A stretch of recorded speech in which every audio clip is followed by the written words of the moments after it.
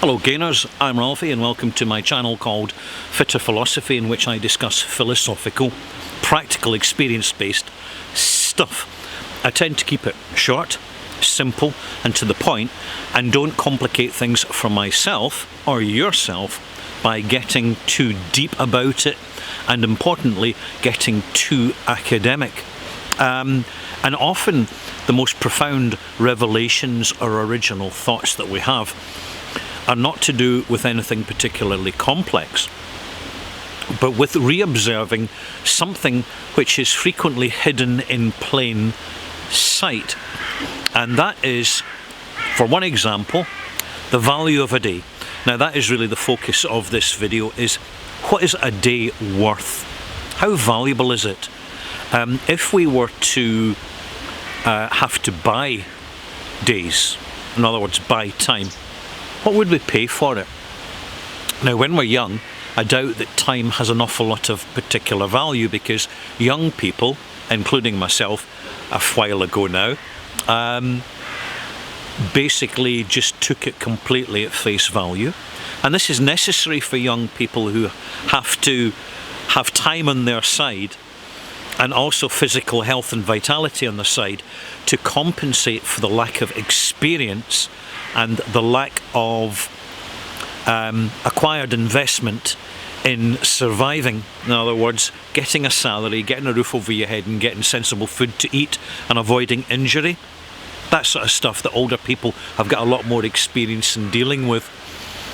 So young people won't particularly value time as particularly an expensive commodity. However, when we get older, time speeds up. Now, a word of wisdom to young people, because I know young people are watching. Time is not consistent.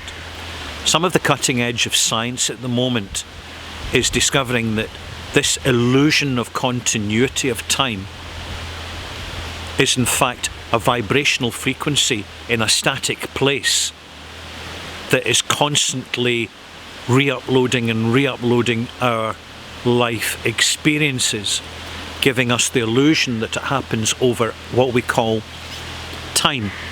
Time is in fact a human construct. It's a human invention to help to moderate and be in control, effectively, of this vibrational frequency that we call time.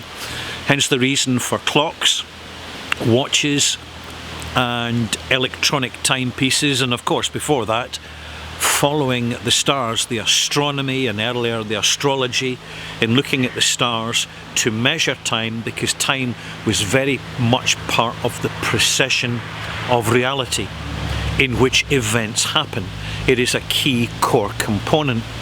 And to astronomers and astrologers, time was enormously important, and we see this reflected in the ancient monuments that align with summer solstices, winter solstices, or other specific time-related points of the year. For example, the spring equinox and the autumn equinox, depending in which part of the world you're at. But it's when we're older and we see time speeding up, which it doesn't do in the clock, it doesn't do in the watch, it doesn't do on the timepiece or in the top right hand corner of our computer, but we can feel it. And we should trust our instincts, because our instincts are remarkably observant, more than we care to admit. So what do? We make the most of time. Now, one of the best ways to make the most of time is look around you. See who's wasting time and spend a bit of time with them. People who are listless, bored, completely unproductive. And I mean unproductive in that they don't spend time doing nothing to still use it proactively, as in meditation, for example, or simply sitting somewhere in reflection. That is actually a productive use of time and not a waste of time. But for people who are just glued to Facebook, Instagram, even worse, TikTok, and they come away from it brain numb. That's a waste of time. That's a chronic waste of time. For people who chase money all their lives and work every single hour that's sent so as they can buy fashion accessories and keep up with the Joneses, that's a waste of time. Because you don't get a shroud with pockets. End of. What you have is a battling family that if you haven't organised things, they're going to just fight over and they won't appreciate what they do get eventually after the lawyers have taken their cut in settling the estate. This really happens a lot. But the value of time is something that when we spend a little bit of time with people who are wasting time and then immediately transfer to people who are doing something with their time, whether they've been meditating, walking in the hills, time alone, going fishing, sitting fishing, that's actually doing something. That is not a waste of time. If you want to measure how much time you waste, actually clock how much time you spend on the internet every day and then divide it by how much productivity or genuine information you get out of the experience. We now live in a society where continuous white noise is generated as part of the environmental pollution around us to actually numb us and dumb us and to help us waste time and squander time. And I tell you, it's only once you've got a few years down the line and you turn around, you look back and say, what have I done? What have I got to show for myself? That's when you really see it.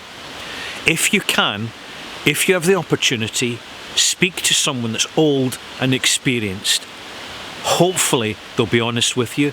Hopefully they'll have something tangible to say, because there's nothing worse, and I've had this myself, that I've asked for genuine advice, simple advice from an elderly person in their 90s, and they just shrugged and they had nothing to tell me, and that frankly was pathetic. Sometimes we just got to learn for ourselves. We've got to pick it up as we go and not punish ourselves too much as part of the learning process. I'll leave it with you. Thanks for watching.